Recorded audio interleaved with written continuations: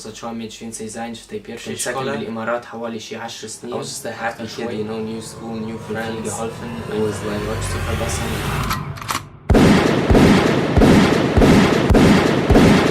So, quick disclaimer, I just want to say that I'm only mentioning languages that I'm actually confident in. So like being able to have a decent conversation with a native speaker or living in a country where that language is spoken. The reason I'm saying this is because I know some people who consider themselves like speakers of that language, even though they're at like a A1 or beginner's level.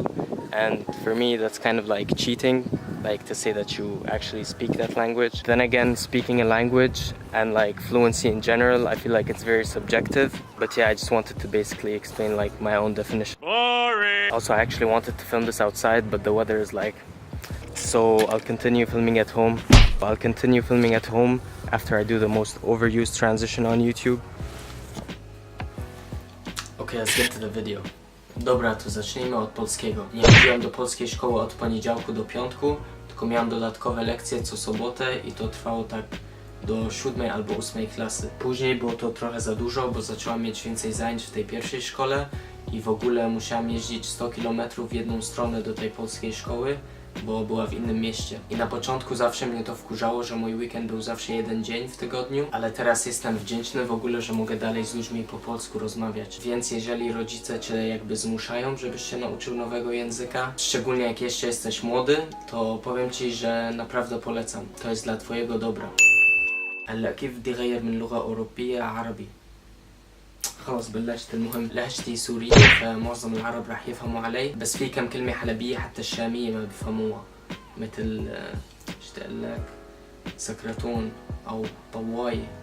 حدا بيعرف يجاجئ هون؟ كلمات شوي بضحكوا للناس اللي ما سمعوها من قبل، بس يعني كل لغة وكل لهجة لها هيك شوي كلمات غريبة. كنت ساكن بالإمارات حوالي شي 10 سنين أكتر شوي، فتعودت على اللهجة الإماراتية كمان، يعني نقول الخليجية، السعودية، بحرين، الكويت، كلهم يعني قريبين على بعض، فهمت شلون؟ ولكن أقرأ وأتكلم وأكتب في الفصحى أيضا، بس خيو ما حدا بيستخدم الفصحى. جيلنا للأسف هلأ كله عربيزي، بزت لك شي حرف ورقم إنجليزي بتطلع لك كلمة عربية.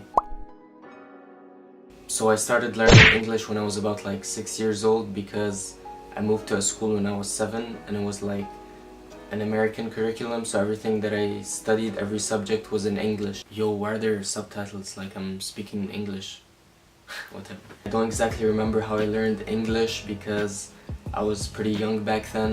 Like seriously, as a kid, you're just like a sponge absorbing all the information that comes your way. Like as an adult learning a new language, you might have like the fear of speaking to people because you're scared you might not be good enough, but as a young kid you don't really give a shit. Like even though English was my third language, I don't exactly remember learning it because one, as I said, I was young, and two, I wasn't afraid to speak with my friends, you know, just to practice. So like being forced into a school where everyone around you is speaking English, and granted they might have been making mistakes too, but trust me, I was probably like the worst of them. Like I'm assuming that every single sentence that came out of my mouth was probably grammatically wrong. But back then I didn't even realize all of this. Like I was just a happy kid, you know, new school, new friends. It was like pretty awesome to me. I actually saw a video of myself when I was about like 7 or maybe 8 where I was actually speaking English. Well, I'll just let you see the clip. I can't stay here any longer. I have to get away from here. Jack, the sheriff's forgotten the key. The key? Do you know him? No? I know you probably even have more questions now, like why the hell am I wearing a cowboy suit? It's called a costume, you dumb shit. This is like a completely irrelevant topic, but basically my brother and I used to make like mini movies when we were younger. It was seriously like so much fun, and I'm pretty sure we still have a couple from back then. So jetzt Deutsch auf Deutsch. Deutsch ist eigentlich meine vierte Sprache. Ich wohne hier in Deutschland seit September, Oktober 2017. So ungefähr ein Jahr. Ich studiere jetzt an der TU in München, und falls ihr wissen wollt, wie das Studium hier in Deutschland funktioniert, wie ich dazu gekommen bin, welches Abitur anerkannt ist, dann habe ich alles in einem Video erwähnt. Ihr könnt hier einfach draufklicken. Das ist eher für internationale Studierende, also falls ihr Deutsche seid, dann ihr braucht das bestimmt nicht. Das ist wahrscheinlich eine seltsame Ansicht, aber ich finde Deutsch ganz schön. Viele glauben, dass Deutsch so aggressiv klingt und dass die Leute hier irgendwie so unfreundlich sind. Das ist bestimmt wegen ein paar Videos auf YouTube und auf Facebook. Ich denke, man muss einfach hierher kommen und alles selber erleben und die Stereotypen einfach vergessen. Letztes Jahr habe ich so eine Vorbereitung auf die Uni für Ausländer gemacht, die heißt Studienkolleg. Diese Vorbereitung hat mir viel geholfen, einfach mein Deutsch zu verbessern und halt ermöglicht, dass ich an einer deutschen Uni studieren kann. Sometimes trying to convey the same point in two different languages may require you to use different words, maybe even different phrases, and like the order of the words might have an impact on how you understand everything. So like with the word order, for example, in German, if you want to say is he coming, you would say kommt er. So like in English you would put the coming at the okay, let's use another sentence. So for example, if you want to say is she going, you would say geht sie. And so as you see, you put the going at the end in English, but the gate, which means going, you in German you put it in the beginning. Now I don't want to bore you with grammar, I know how painful it is to hear. My whole point was that putting words in a different order might affect the way you understand a certain thing. I just mentioned quick easy examples so you don't punch me, but trust me, when there are like longer texts, especially in German, the verb usually goes at the end, so you have to listen to like everything that has happened, who you did what with, where, I don't know, like so many informations until you realize what actually happened, like the verb, like what did you do with everything that you just mentioned. In psychology, I think it's called the order effect. I personally am not like a psychology major. I have a close friend who's really interested in these things. He also speaks like a couple of languages, so we actually talk about these things quite often.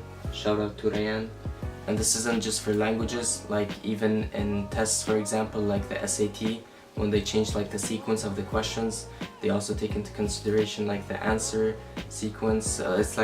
It's actually really interesting. If you want, just look it up, type in, I don't know, psychology order effect.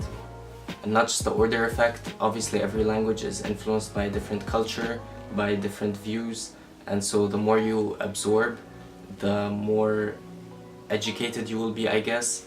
And I'm not saying that because you speak more languages that automatically your opinion is like the most valid. Like you could be completely wrong sometimes, but the point is the more resources you have, the higher the chances that you will formulate your own opinion rather than just relying on one. I feel like I dug too deep into this like psychology sort of thing, but I hope you understand what I'm saying. And I feel like these things happen unconsciously. Like I only realized this a few months ago.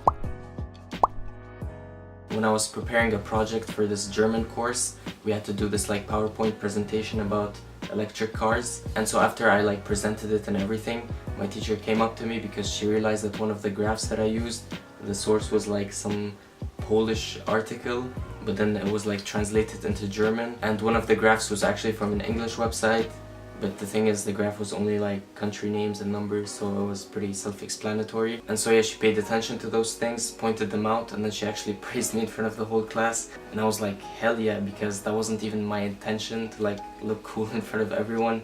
It was mainly for efficiency. Like I didn't want to go through all the German websites and research until I got what I wanted. So instead I just started typing it in every language, and whichever gave me the faster result, that's the one I used. So I guess the moral of the story isn't just that languages will help you out like in your CV or like socially. I feel like it will also enhance your thinking and the way your brain works. As I said, I didn't even realize this until like a few months back. I kind of took it for granted simply because I was exposed to multiple languages at a young age, and as I've grown up, I'm noticing how much it helped me, and there may be some things that I didn't even find out yet. If you speak 2 languages or more, then let me know how much benefit you've got from it, especially because the rate of bilingual people is increasing. You know, the world is becoming more international. I hope I could inspire at least one person to pursue and learn a new language, because trust me, it will be one of your biggest investments for your future. I don't want to sound like a parent and tell you what to do, but trust me, you won't regret it. Anyways, thank you so much for watching. Until next time, auf Wiedersehen, do widzenia, ma salami. Any language you speak. Have a good day. Peace.